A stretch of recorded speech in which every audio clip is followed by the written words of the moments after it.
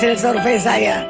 Itu yang umur 30 tahun ke atas sampai sebelum lansia ya, sampai 59 itu hanya 35%. Lalu remaja itu hanya 10% yang mengenal jamu. Jamu, tradisi yang lahir dari keanekaragaman hayati di Nusantara.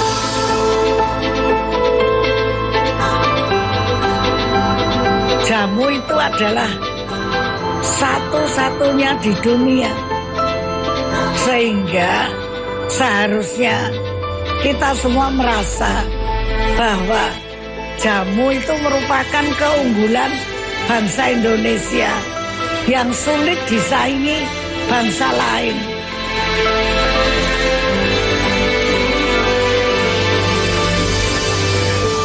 Sebagai metode pengobatan tradisional, jamu hingga peradaban modern ini masih menjadi bagian budaya kesehatan di Indonesia.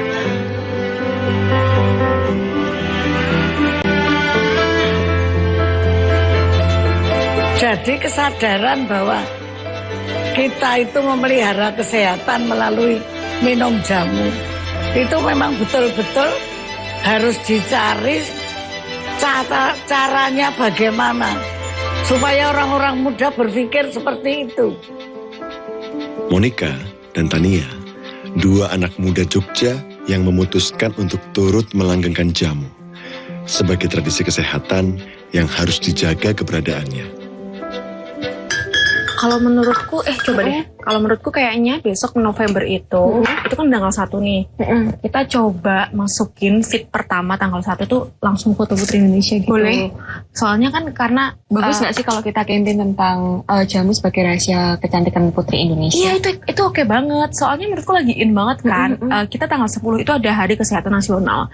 Dimana ini tuh bagus ketika kita bisa nge-blow up lagi nih. Cantik dan sehat itu merupakan salah satu ciri khas orang Indonesia gitu. Benar. Perempuan Indonesia gitu. Kayak gini sih juga bagus sih menurut aku. Yang ini ya? Modelnya. Iya bagus sih. Soalnya bagus banget sama tonnya. Cocok ya. Iya tonnya warm banget. Suka sih aku. Memanfaatkan teknologi informasi, Monika dan Tania mendistribusikan produk jamunya ke masyarakat.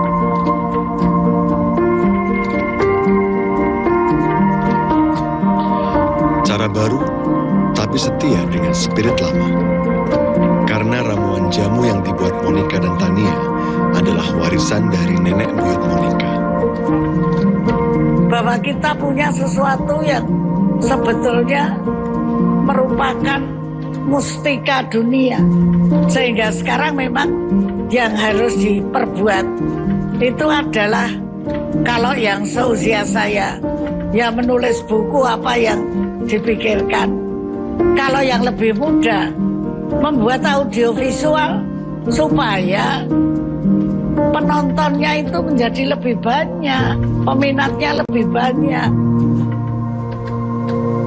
Ketika kami kuliah, kami sering berorganisasi bareng, kemudian ikut lomba bareng, terus terpikir, yuk kita meningkatkan level pertemanan kita. Gimana kalau kita bikin usaha yang relate sama apa yang udah dilakukan keluarganya Monika, yaitu jualan jamu. Eyangnya Monika ini kebetulan adalah penjual jamu sejak 1950. Jadi Monika ini adalah generasi keempat dari eyang buyutnya.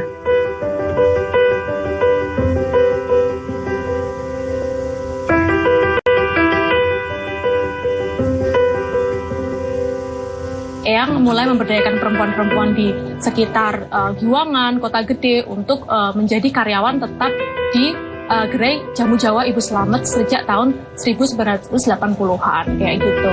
Dan sekarang ini saya melanjutkan Jamu Jawa Ibu Slamet, membrandingnya dengan kemasan yang lebih menarik, dengan sosial media yang dekat dengan anak muda dengan nama Jogjamu, jamu dari Jogja. Monika dan Tania dengan Jogjamunya adalah contoh bagaimana jamu diwariskan dari generasi ke generasi.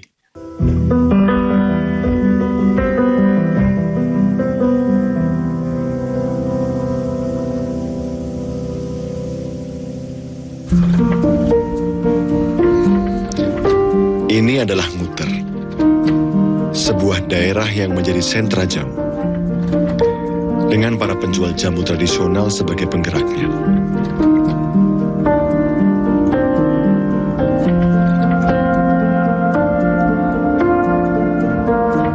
Tolong buatkan label yang cukup mencolok pada setiap penjual jamu gendong. Apakah dia pakai gendong, apakah dia pakai sepeda, apakah dia pakai motor, apakah dia pakai gerobak. Jamu gendong itu selalu datang dan selalu mengingatkan pada kita semua.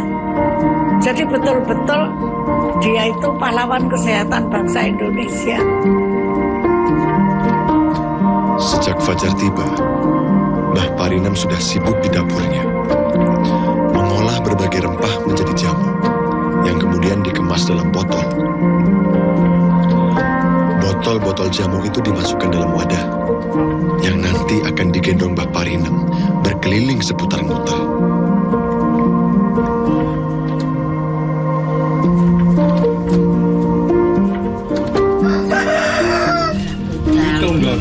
Dosa di mas. Bar ijab niku pon mriki terus langsung kan dodol dan ngeter-ngeteri ngoten kalih mboke ijab tepeken adosi lengganan ngoten niku. Lenggan-lengganan ngoten dadose mungkin nak bae mboten enten pun atus sing terusne. Di usianya yang sudah 70 tahun, Mbah Parinem masih setia berkeliling menjajakan jamu gendongnya. Sejak tahun 1970, kebiasaan ini ia lakukan setiap hari. Namun, seiring usia yang sudah menua, Mbah Parinem kini hanya berkeliling saat kondisi kesehatannya mendukung.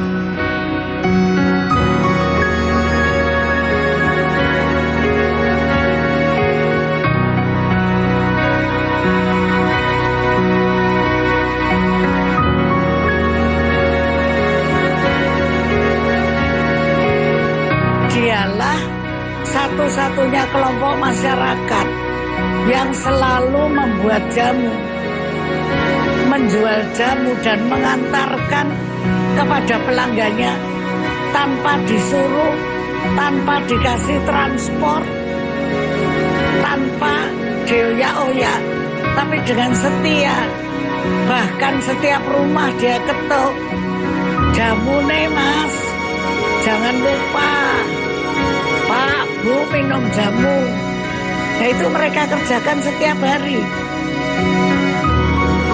Kehadiran Mbah Parinem selalu ditunggu para pelanggannya.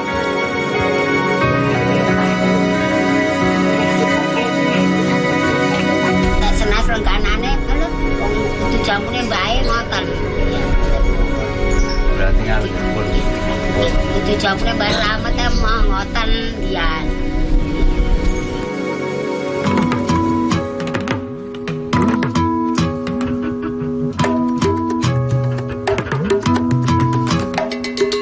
Sekian lama berkeliling Nguter, jamu Mbah Parinem sudah dirasakan warga Nguter dari generasi ke generasi.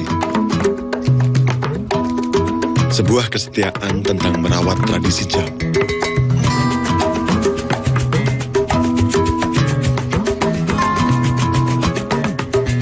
Yen ibu ngurusi kan nggih, jamu nggih nyusui. Terus iki kadang nggih bener asem. Nggih campur-campur, mboten mesti.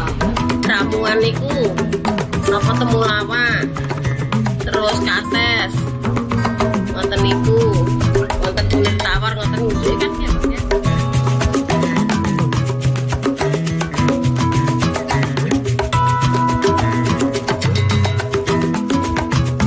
Mandeke nggih jam 12 enten rikon wau.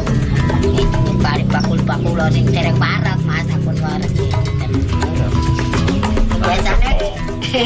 Biasanya dengaran buat kayaknya kalau teko ngoten tahun kawau biasanya jam 10 biasanya kalau jam 12 mas yang dupinggan di kawau dan boleh kan kalau diayi kamu jam 12 sama duping kayak podo warek barang ngombe wong sintai warek ngoten.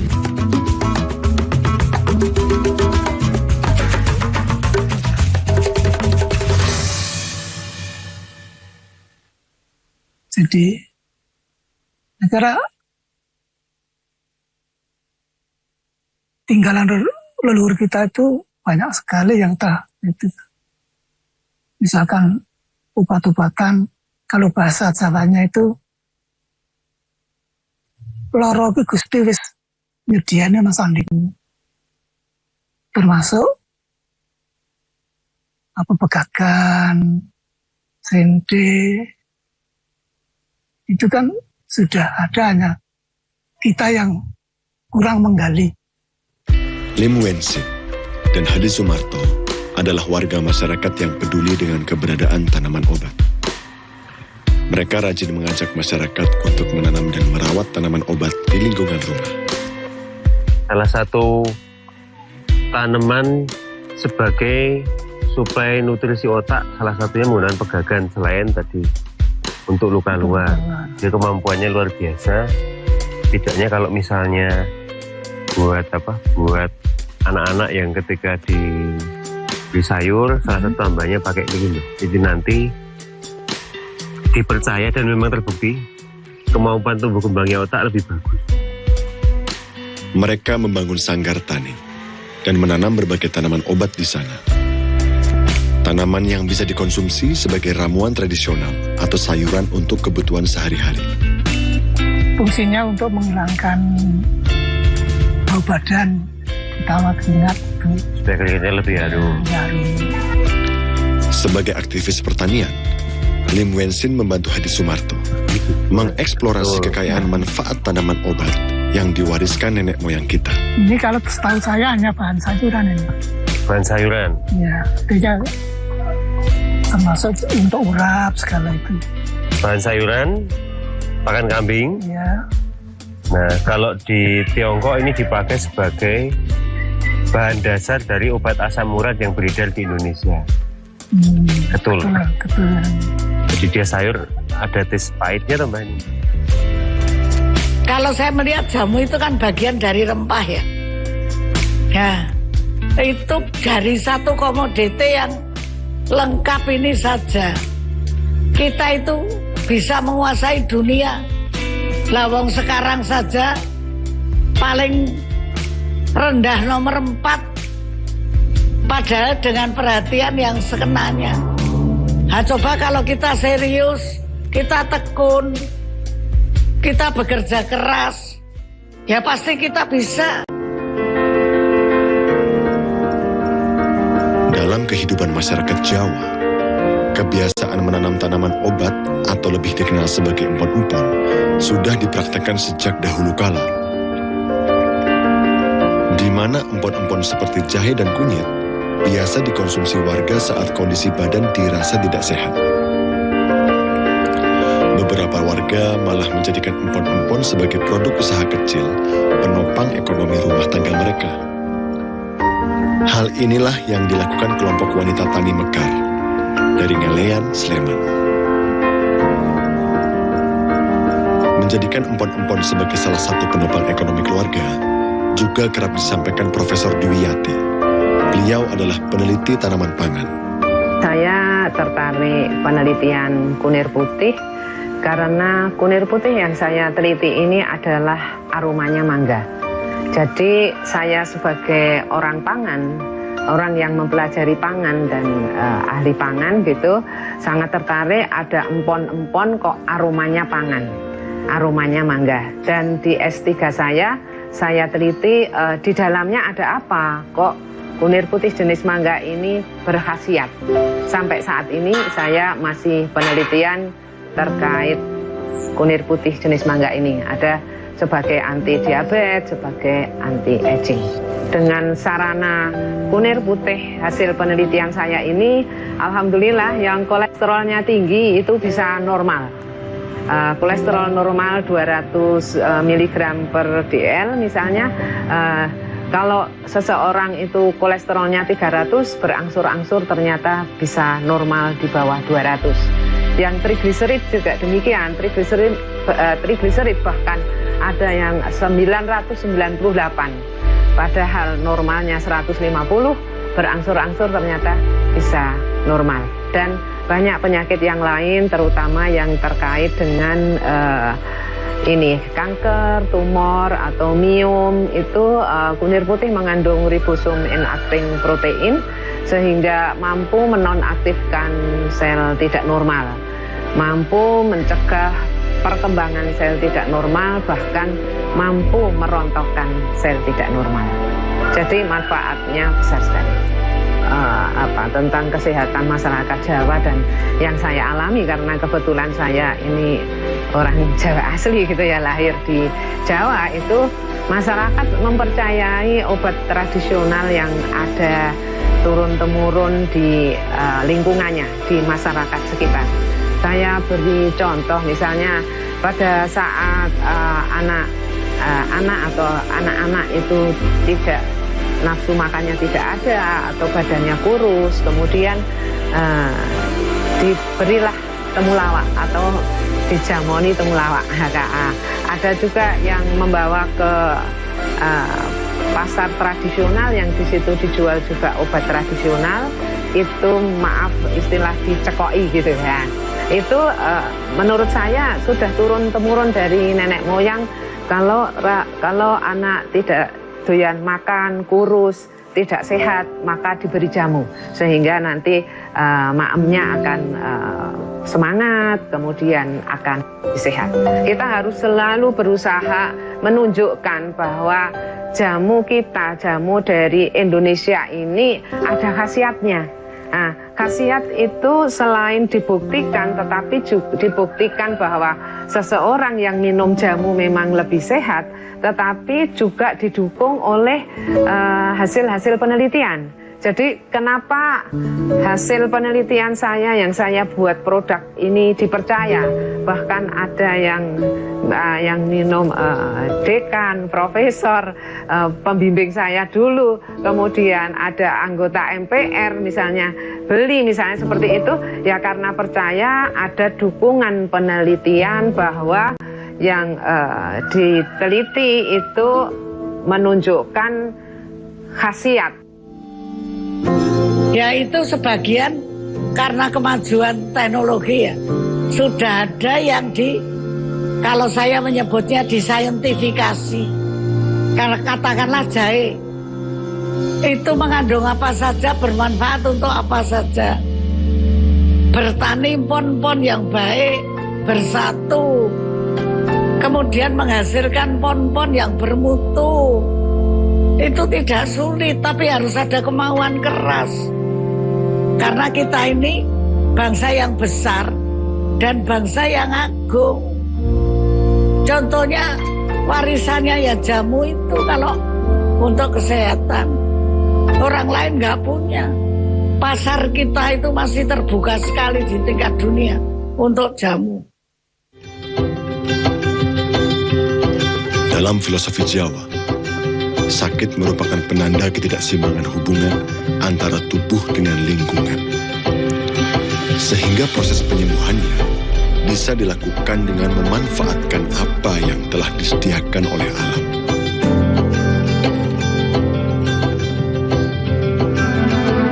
Jamu gendong atau sebangsa itu mesti dalam bakulnya terdapat 8 botol jamu. Apa maksudnya? Mereka selalu diajari oleh nenek kakeknya bahwa penyakit itu bisa datang dari 8 penjuru mata angin. Tidak hanya 4, tapi 8. Karena ada barat laut, barat daya, timur laut, tenggara. Jadi ditambah utara selatan ini menjadi 8. Dan orang Jawa selalu ngitung yang ke-9 itu manusianya. Sehingga menurut filosofi orang Jawa itu kan selalu punya petangan. Apapun itu ada hitungannya. Termasuk minum jamu itu. Jadi kalau sudah 9, itu sudah nggak bisa tambah lagi. Karena kalau ditambah 1 lagi sudah jadi kosong. Ke 1 dan kosong. Ya kan? 10. Jadi 9 dengan orangnya. Itu sudah termasuk sesuatu yang sempurna untuk menangkal penyakit. Di tengah lajunya peradaban, jamu masih terus bertahan hingga kini.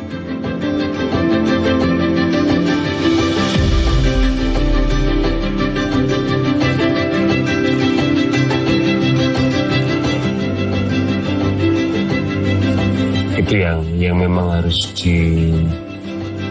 dilestarikan juga, dimulai dikenalkan lagi ke anak-anak saya, ke cucu-cucu jenengan, Mbah.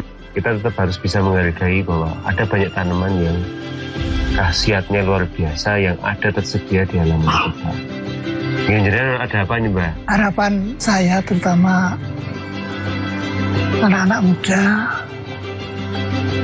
terus generasi yang masih muda lagi, ada adik-adik kecil, kenalkanlah pada tanaman-tanaman yang ada di sekitar kita, termasuk tanaman obat, misalkan yang telah dikatakan tadi, semua sebab tanaman itu mengandung khasiat. Saya kira gitu.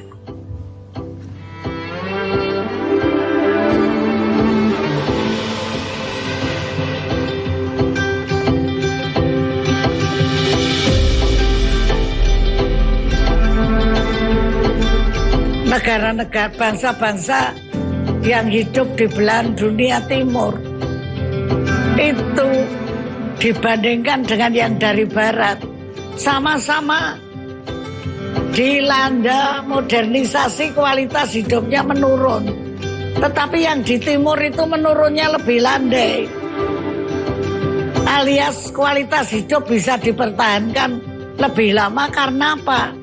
Karena masih ngopeni tradisi. Setiap era memiliki caranya sendiri dalam merawat keberadaan jamu dan tanaman obat. Jogjamu, Mbah Parino, dan para pelaku jamu lainnya adalah agen penjaga tradisi. Merekalah penghubung lintas generasi yang rajin menggaungkan pesan-pesan masa lalu yang masih relevan dengan kehidupan hari ini.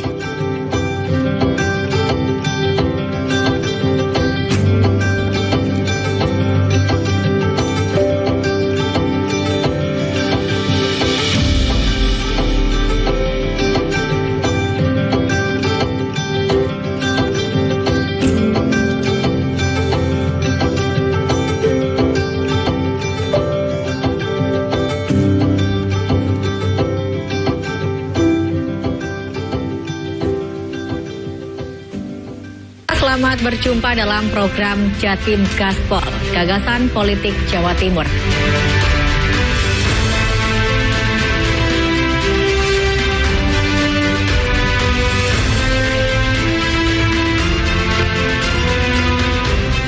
Saksikan program dialog Gagasan Politik Jawa Timur, Jatim Gaspol, tayang setiap Rabu pukul 18.00 hanya di JTV. Hingga Kamis sore, banjir di Desa Rejosolor belum surut dan ketinggian air mencapai 1 meter. Karya mahasiswa semester 3 ini dibuat untuk siswa berkebutuhan khusus. Pelaku berhasil ditangkap anggota Jatanras Polda Jatim di wilayah Madiun. Tempat ini menjadi salah satu pilihan bagi masyarakat yang ingin menikmati liburan akhir pekan bersama keluarga.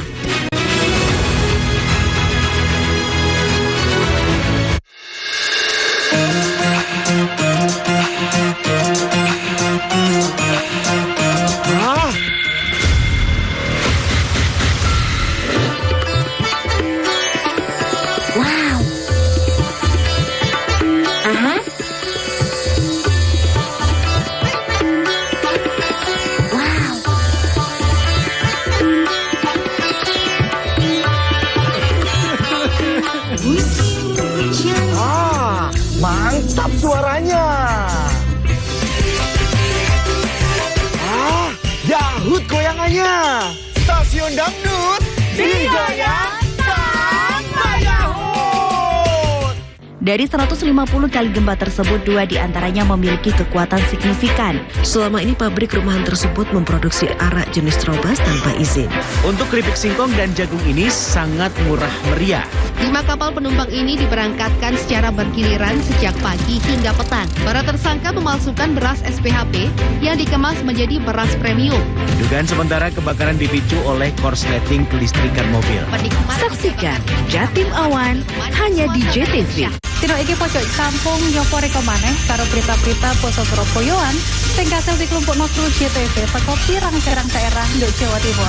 Geni semublak gede ambek meratak cepet iki ngentekno bangunan gudang kayak nyimpen palet karo loro dayo kudu desek-desekan kanggo oleh kurma gratis. Pihak sekolah ngomong banjir gelek kedadean nang mangsa rendeng. Tibake pemandangan alam Bromo ancen uapi. Upaya ngevakuasi loro ula piton gede sing mangkon nduk sak literane Semeru kudu tetep waspada. Kelambimu kang sak dina ganti ping 4. Sapa? Lelah Dede. Dhewe kaya iki tok, gak tau gantinya wis iki tok. Aja guyon aku serius. Lho, kau biasa ya guyon terus gak guyuran ae lho. Iki lek gak guyon gak diundang maneh, Tru. Pola takok. Lho yo gak pola takok, koyo nuduh aku awakmu. Dipisah. Salah Terus. Dicari dulu, siapa tahu televisi gitu loh. Jadi orang tuh yang harus yang bijak gitu loh. Iki lho dewasa. Kita mencoba untuk menggali apa yang telah ditampilkan KPU dalam deteksinya dia. Tingkat kepercayaan publik masyarakat terhadap penyelenggaraan pemilu ini sudah tinggi. Tapi kita hanya mendapat itu terus terang, tidak transparan laporan itu. Mana yang kalah, mana yang menang masih ada upaya kasasi. Mudah-mudahan besok bisa memberikan hasil yang melegakan. Benar, berdampak baik pada semuanya lah ini nantinya. Bagi Megawati, gelar MVP putaran ketiga ini adalah gelar MVP untuk kedua kalinya. Nikola Jokic catat triple-double di angka 23 poin, 17 rebound, dan 15 assist. AC Milan sukses meraih trofi pertamanya di musim ini, yaitu trofi juara Supercoppa Italiania. PSSI Senin kemarin mengumumkan pemecatan Sintayong dari kursi pelatih kepala timnas Indonesia.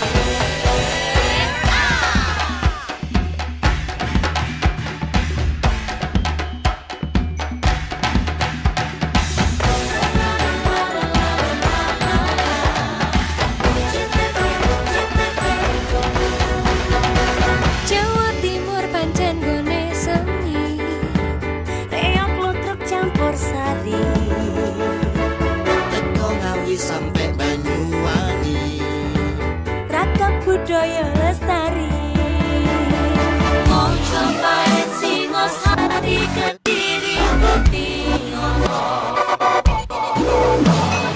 Ayo rek kuyup makaryo Jawa Timur tambah joyo. JTV 100% demi Jawa Timur, 100% menghibur rakyat makmur. JTV 100% gawe wong Jawa Timur. JTV 100% Jawa Timur. Yo di Jawa Timur ragam warna-warni jadi melebur. Hati terhibur kembali berkumpul menjadi satu. JTV mantul mantulkan untuk filosofi dari tanah Jawi, semua beraksi. Atusan MC dan edukasi, semua seni ada di sini. Jawa Timur pancen gone seni. Riok ludruk campur sari. Teko Ngawi sampai Banyuwangi. Ragam budaya lestari. Mojo paet Singosari Kediri Putih. Ayo rek guyub makaryo, Jawa Timur tambah joyo. JTV 100% gone wong Jawa Timur.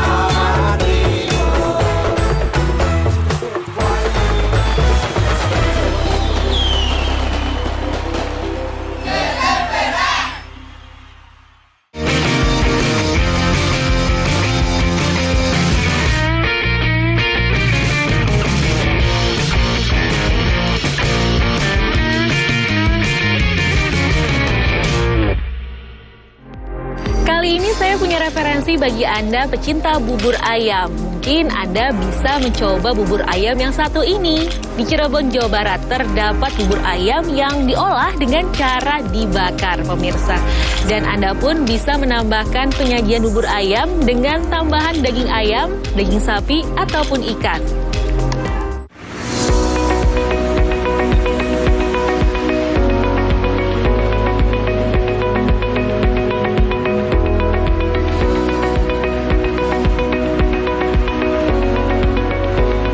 Berlokasi di tepi Jalan Pantura, Kecamatan Tengah Tani, Cirebon, Jawa Barat, sebuah lokasi makan menawarkan menu unik bubur ayam.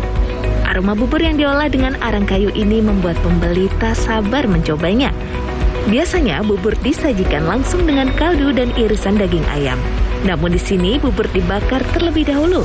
Setelah aromanya semakin wangi, bubur diberi tambahan lauk. Lalu kembali dibakar sampai mendidih. Bubur dihidangkan selagi panas. Proses ini membuat cita rasa bubur semakin kuat dan gurih, sehingga berbeda dengan bubur pada umumnya. Bubur bakar yang orinya, yang ayam. Gimana rasanya? Panas.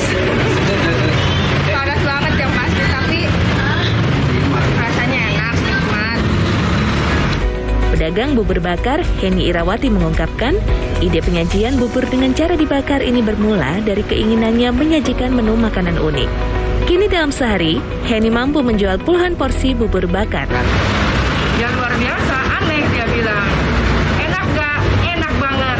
Begitu, makanya banyak yang penasaran. Ayo, yang penasaran boleh dong coba bubur bakar Artamara yang asli dibakar dengan arang.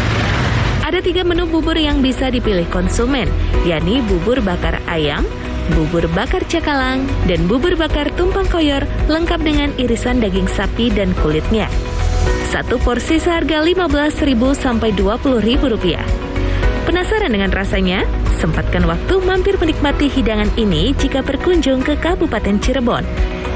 Udin Pepeh, SMTV Cirebon, Jawa Barat.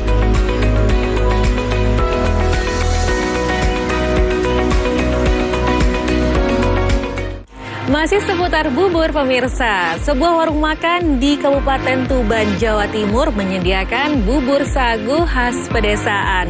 Tentunya Anda tak perlu pergi jauh-jauh ke Indonesia Timur untuk mencicipi bubur sagu ini.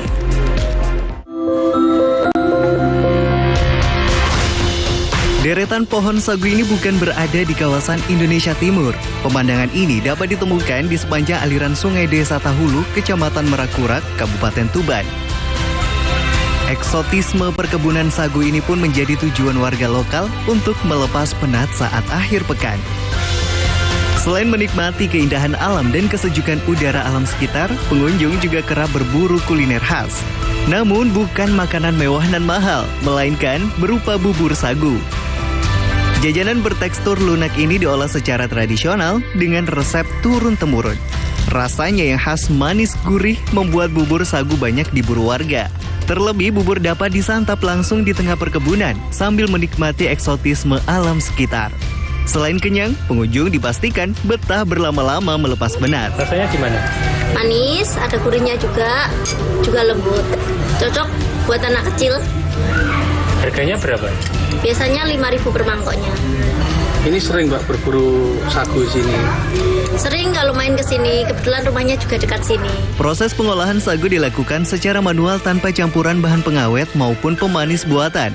Bahkan, pembeli bisa menyaksikan secara langsung. Sebab warung berada di kawasan wisata Kebun Sagu Pelang. Tak hanya warga sekitar, mayoritas pembeli merupakan wisatawan. Makanannya tadi itu namanya apa, Bu? Bubur sagu. Itu membuat bubur sagu itu resepnya dari mana, Bu? Dari orang tua dulu, dari sesepuh orang dulu pokoknya. Itu bahannya dari mana itu? Bahannya dari sini. Ini diolah sendiri kebun sagunya ya? Iya betul ya, diolah sendiri. Biasanya yang beli ke sini siapa, Bu? Sama pengunjung. Pengunjung wisata Pelang sini ya? Iya. Itu dijual berapa, Bu? Satu mangkok 5.000. Tertarik mencoba? Warung sederhana ini berada di sentra perkebunan sagu yang berjarak sekitar 7 km dari pusat kota. Untuk mencicipi seporsi bubur sagu, Anda hanya cukup membayar Rp5.000. Husni Mubarok, CTV Tuban, Jawa Timur.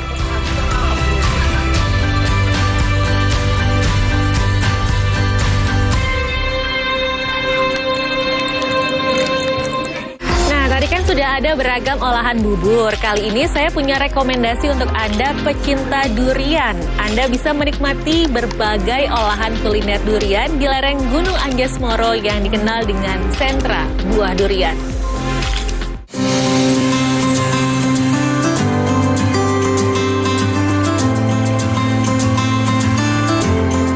Rumah makan Bukit Durian di kawasan Wonosalam, Jombang, Jawa Timur menyajikan menu baru yang terbilang unik bernama sambal ketan durian. Menu baru ini banyak diburu warga, apalagi banyak penyuka buah durian. Menu pedas bercampur gurih dan legit menjadi favorit pengunjung. Dalam penyajiannya, pelayan selalu memilih durian spesial khas Wonosalam. Kemudian durian disajikan dengan ketan hitam atau ketan putih, lalu dicampurkan cairan fla, kemudian ditambah keju dan bumbu pedas khas ketan sambal. Lili Khoiria, salah satu penikmat ketan sambal durian, mengatakan menu baru ini cukup menggoda lidah.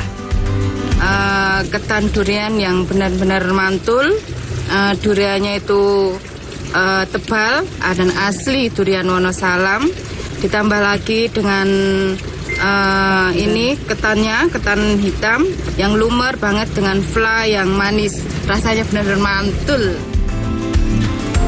Sementara Sri Wulandari, pemilik warung ketan sambal durian, sengaja meramu ketan sambal untuk menciptakan varian baru menu durian agar tidak monoton. Ia mampu menjual ketan sambal durian 30 hingga 50 porsi per hari. Karena daerah Wonosalam ini kan produknya khas durian, jadi kita bikin menu yang lain daripada yang lain, yaitu ketan sambal durian. Gimana animo pembeli? Sangat antusias, alhamdulillah. Pengunjung dari luar kota jauh-jauh ke sini hanya untuk menikmati ketan sambal durian. Durian lokal Wonosalam, Kabupaten Jombang yang memiliki rasa manis pahit menjadikannya sebagai buruan para pecinta buah durian dari berbagai wilayah. Namun, kini stok durian di Wonosalam terbatas karena cuaca ekstrem yang membuat banyak pohon gagal panen. Keterbatasan stok inilah yang muncul ide memadukan durian dengan ketan sambal yang sudah familiar di Kabupaten Jombang. Saiful Mualimin, Jombang, Jawa Timur.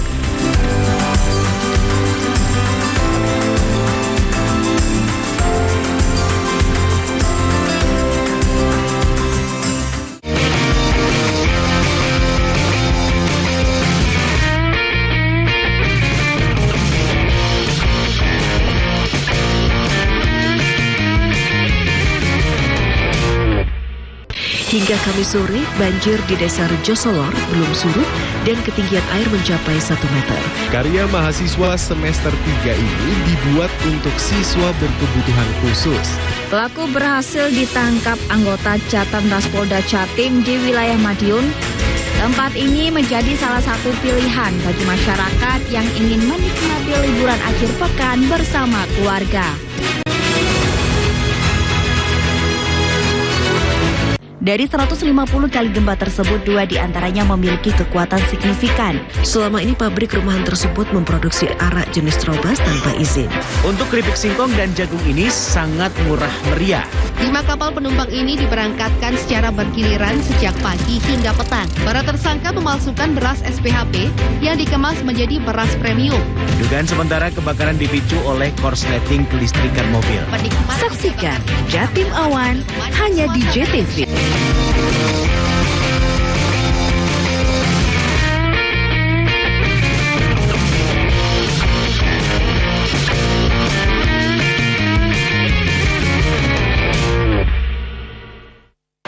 Pemirsa, biasanya buah kurma tumbuh di Jazirah Arab. Namun ternyata di Cilegon, Banten ada seorang petani yang berhasil membudidayakan kurma di kebunnya hingga berbuah.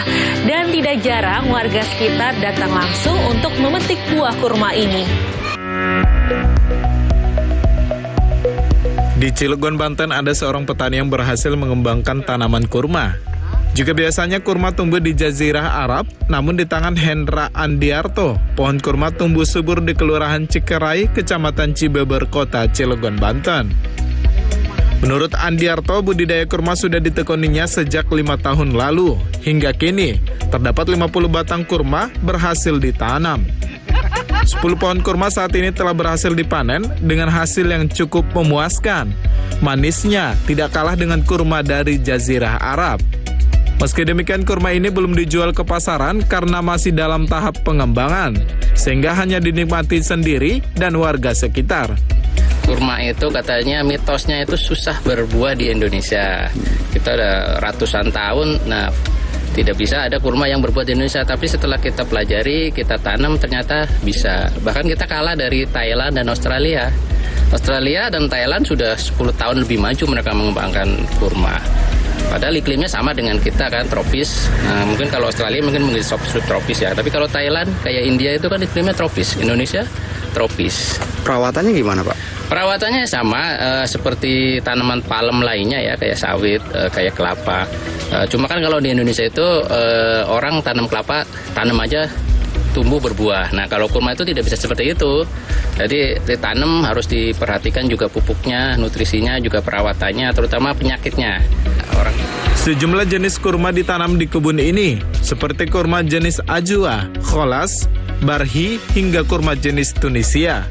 Hendra berharap budidaya kurma ini bisa dikembangkan petani lokal lainnya, sehingga dapat menjadi perekonomian baru bagi masyarakat sekitar.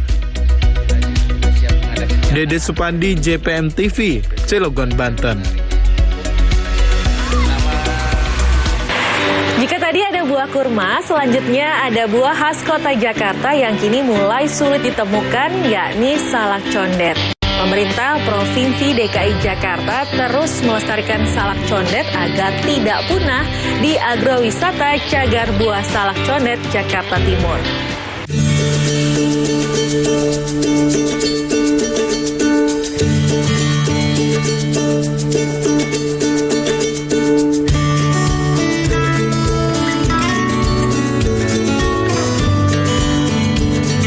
Agrowisata Cagar Buah Condet, Jakarta Timur menjadi salah satu tempat konservasi yang dikelola oleh Pusat Pengembangan Benih dan Proteksi Tanaman Dinas KPKP Pemerintah Provinsi DKI Jakarta. Di kawasan seluas lebih dari 3 hektar ini ditanam beberapa tanaman buah asli Jakarta, salah satunya salak condet. Salak condet atau buah yang memiliki nama latin Salaka edulis cognita saat ini sudah sulit ditemukan di pasar-pasar buah. Bisa dibilang populasi tanaman ini di tempat asalnya sendiri nyaris punah. Di Condet, daerah aslinya, tanaman salak condet tersisa hanya di agrowisata Cagar Buah Condet, Jakarta Timur. Di tempat lainnya, lahan tanaman salak berubah menjadi permukiman. Salak condet sebagai maskot Jakarta juga memiliki perbedaan dengan salak jenis lainnya yang ada di Indonesia. Yang membedakan salah satunya dari rasa, ketebalan, hingga tekstur buahnya. Dimana kalau ciri-ciri salak condet itu ya dari mulai kulitnya itu tersusun rapi, warnanya kuning ke coklat-coklatan, kemudian bersusun secara rapi seperti genting itu ya. Kemudian si dagingnya tebal ya, kemudian bijinya agak kecil ya. Nah, beda dengan salak yang lain. Kemudian rasanya manis ya. Agak asam-asam dikit ya, sehingga menimbulkan kesegaran dan berbeda dengan salak-salak yang lain gitu ya, dan lebih renyah gitu, lebih renyah salak condet itu gitu.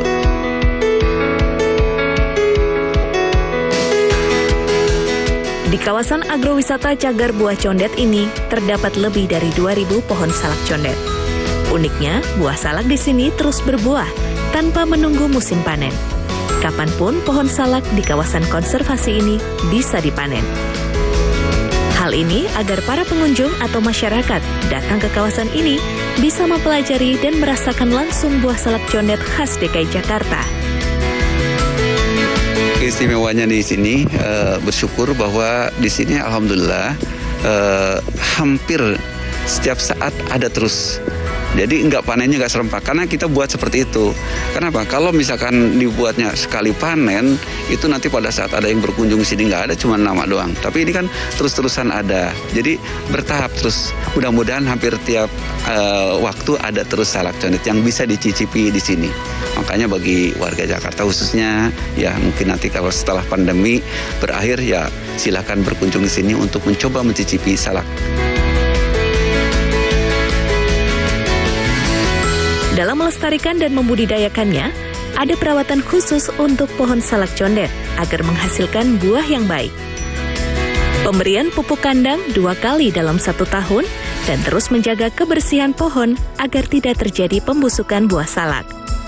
Kita memang pohon salak ini harus rapi dan bersih agar supaya ngapa? Bunganya itu nggak busuk di saat dia mau berkembang. Nah, gitu. Karena kita di sini kan nggak cuma pohon salak yang ditanam, ada pohon duku, melinjo, kecapi, gitu dan sebagainya. Ada pucung juga. Nah, kalau bunganya seperti ini sambil dijalani, kalau bunganya seperti ini ketutup sampah nanti kan busuk, gitu. Nggak bisa kita menghasilkan buah dengan baik. Agrowisata Cagar Buah Condet bukan hanya tempat wisata semata. Kawasan ini merupakan tempat konservasi untuk menjaga agar buah yang menjadi maskot Jakarta tidak punah. Dan masyarakat bisa ikut melestarikan salak condet dengan meminta bibit pohon salak condet secara gratis melalui geopenstreetmap.id/dkpkp. Devri Novaldi, Arisandi, JPM TV.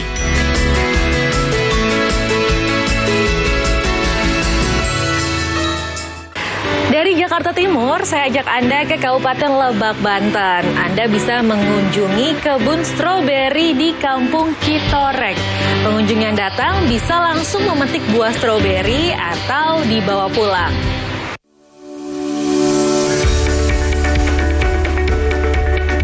Kabupaten Lebak kini memiliki objek wisata baru, wisata kebun stroberi yang berlokasi di Kampung Desa Citorek Tengah, Kecamatan Cibeber, Kabupaten Lebak, Banten.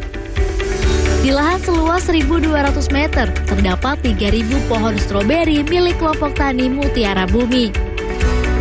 Lokasinya yang berdekatan dengan wisata negeri di atas awan Gunung Luhur menjadi daya tarik warga untuk berkunjung.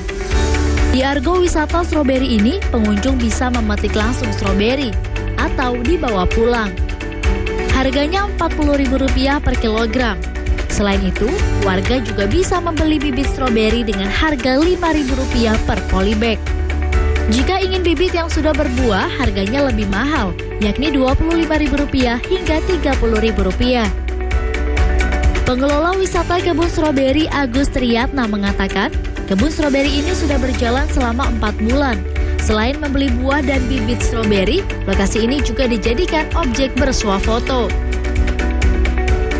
Sejak mulai awal panen, itu wisatawan mungkin tujuan awalnya mereka mau ke Gunung Luhur, melihat ada kebun stroberi di sini, mereka mampir, ada yang hanya foto-foto, ada yang beli buahnya, bahkan banyak yang beli benihnya juga, Pak. Benih yang kecil-kecil, itu kita jual Rp5.000 per benih. Yang sebesar ini kadang-kadang ada yang minta juga. Ini yang udah berbuah katanya dia minta, kita jual aja Rp25.000 sampai Rp30.000. Salah satu pengunjung, Desi Amalia, mengaku sangat senang bisa langsung memetik dan menikmati buah stroberi. Sangat senang ya, karena kita bisa memetik stroberi dengan sepuasnya, bisa memetik stroberi sendiri gitu. Sengaja kesini atau gimana? Iya sih sebenarnya, sengaja kesini. Dan untuk kedepannya seperti apa? Ya semoga ini kebunnya semakin luas, biar semakin banyak juga pengunjung kesini gitu. Itu aja sih.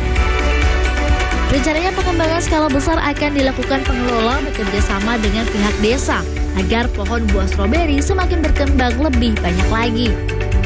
Yusef Kurnia, JPM TV, Lebak, Banten.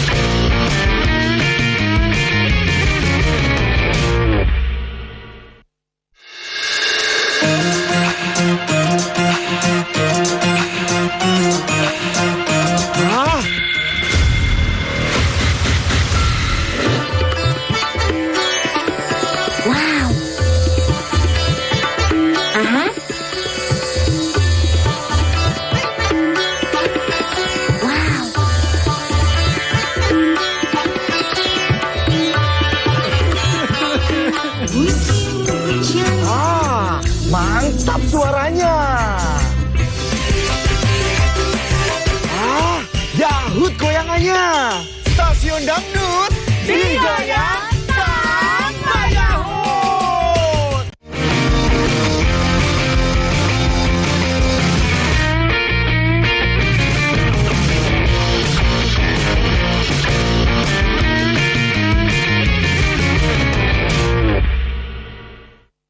Warung makan sate ini terkenal legendaris dan tidak pernah sepi pembeli. Warung sate yang berada di Tugu Penceng ini selain rasanya yang enak, harganya juga terjangkau loh pemirsa, Rp12.000 saja untuk satu porsinya.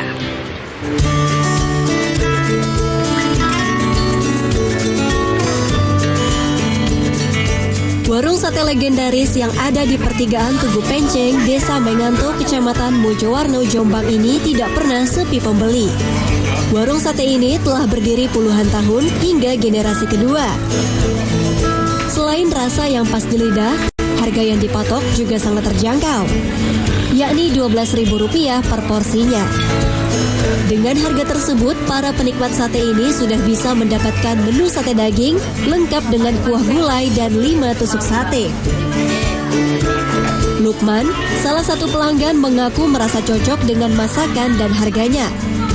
Dirinya sudah 2 tahun ini menjadi pelanggan setia warung sate ini. Sudah mas, sudah 2 tahunan. Apa istimewanya sate sini? Sini tuh porsi pas di perut, di kantong juga pas. Berapa sih porsi ini? Sekarang 12.000, kalau dulu 10.000. Tergolong murah atau mahal? Kalau untuk karyawan seperti kami ya murah mas. Untuk rasa bagaimana? Rasanya pas juga, enak. Dari dulu itu tetap sama, nggak ada yang berubah.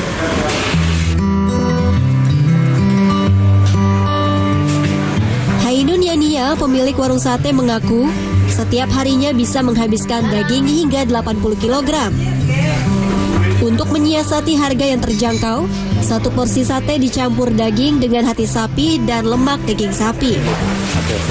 Sate ini legendaris mas, mulai ibu saya, terus ibu saya berusia sama saya. Kenapa sih? Rasanya enak, gimana gitu mas. Kalau yang membuat berbeda dengan sate lainnya apa tuh di sini? Bumbunya kayak ini mas, beda rasanya. Dari harga bu? Dari harga dulu 10.000, sekarang jadi 12.000, soalnya semua naik. Warung sate daging sapi ini berada di Jalan Kabupaten Jombang yang menghubungkan Cukir Mojowarno, menjadi akses warung ini mudah dijangkau. Saiful Mualimin, JTV Jombang, Jawa Timur.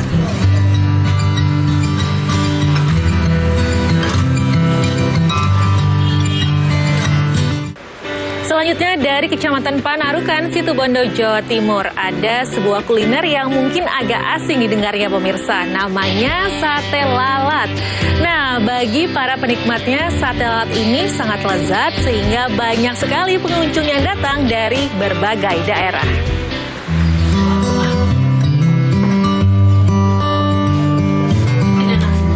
Warga di Desa Ruingin Anom, Kecamatan Panarukan, Kabupaten Situbondo, Jawa Timur mayoritas bekerja sebagai penjual sate lalat.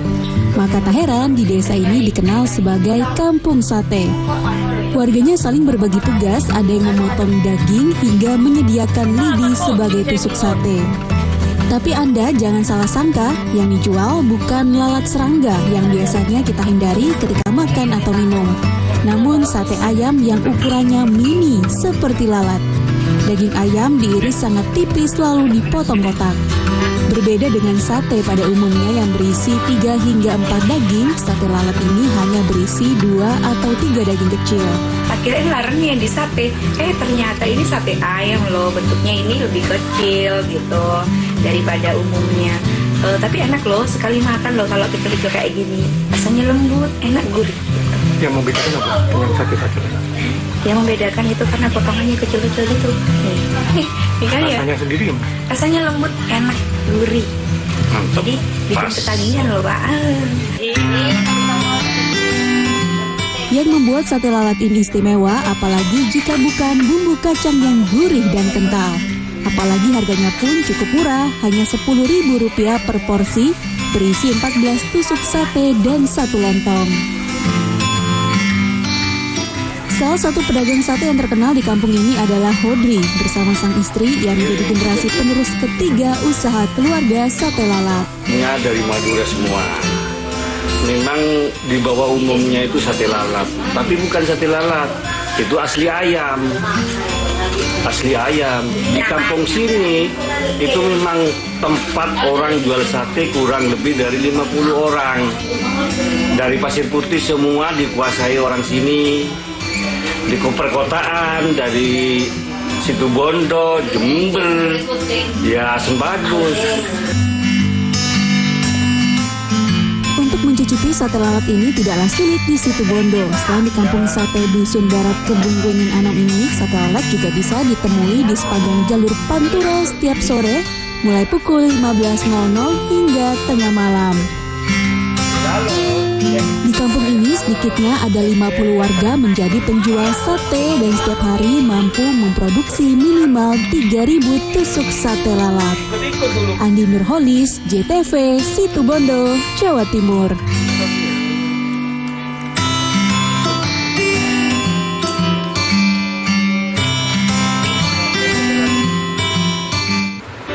Pemirsa, bagi Anda pecinta seafood mungkin bisa mencoba kuliner andalan dari Pantai Kelapa Tuban, yakni kepiting keroyokan. Kuliner khas dari pesisir pantai utara Tuban ini disajikan berdasarkan campuran dari hewan laut dan disajikan di wadah piring besar. Ingin menikmati kuliner khas pesisir utara Tuban dengan pemandangan pantai kelapa nan eksotis? Anda bisa datang ke Seafood Pantai Kelapa di Desa Panturan, Kecamatan Palang, Kabupaten Tuban. Sesuai namanya, kepiting keroyokan berbahan baku utama kepiting segar hasil tangkapan nelayan sekitar. Hewan laut bercangkang keras ini dimasak bersama berbagai jenis seafood lain seperti kerang, udang, serta cumi-cumi. Seluruhnya disajikan bersamaan dalam satu wadah piring besar. Kuliner kepiting keroyokan yang menjadi menu andalan seafood Pantai Kelapa kini menjadi buruan banyak orang. Makanan dengan porsi besar ini dapat dinikmati 5 orang sekaligus. Para pelanggan biasanya menikmati kepiting keroyokan ramai-ramai bersama keluarga, teman, atau kerabat. Sambil makan, mereka juga dapat menikmati indahnya panorama matahari tenggelam di perairan utara. Mbak, ini makan menu apa ini? Ini ada kepiting keroyokan, bukan hanya kepiting aja sih, ini ada kerang bambu juga, ada cuminya juga, banyak, enak sekali, pedas juga. Untuk menikmati ini sih murah ya, harganya cuma 159, ada udangnya juga tuh, kepitingnya. Bisa dinikmati berapa orang satu menu ini? 5 orang. Ya. Ini makan rame-rame sama temen gitu berarti ya? Iya, cocok sih buat rame-rame. Soalnya ini juga segini buat 5 orang. Bahan baku kepiting keroyokan dijamin masih segar. Bahkan proses pengolahan bahan hingga memasak dilakukan setelah pesanan masuk. Terdapat 5 jenis masakan atau bumbu yang dapat dipilih sesuai selera pembeli, baik pedas maupun tidak pedas. Tak hanya pecinta kuliner lokal Tuban, penikmat kepiting keroyokan juga datang dari berbagai kota sekitar. Di antaranya Surabaya, Lamongan, dan Bojonegoro. Menu andalan kami itu ada kepiting keroyokan. Jadi kepiting keroyokan itu terdiri dari berbagai macam seafood. Di antaranya ada aneka kerang. Di situ ada kerang batik, ada kerang hijau, ada kerang tahu, ada juga kepiting dan udang. Itu biasanya dimasak apa itu? Untuk bumbunya sendiri kita ada 2 pilihan macam rasa. Ada pedas dan ada yang tidak pedas. Kalau untuk yang rasa pedas sendiri itu ada cili super pedas. Lalu untuk yang tidak pedas itu kita ada menu asam manis, di bumbu asam manis juga. Itu harganya berapa, Mbak? Untuk harga dari kepiting keroyokan 159.000. Dari satu porsi kepiting keroyokan itu bisa untuk 3-5 porsi. Bagaimana? Penasaran ingin mencoba kepiting keroyokan? Menu kuliner ini dapat ditemukan di kawasan Pantai Kelapa Tuban. Untuk menyantap satu porsi kepiting keroyokan, Anda hanya cukup membayar Rp159.000 saja. Husni Mubarak, JTV Tuban.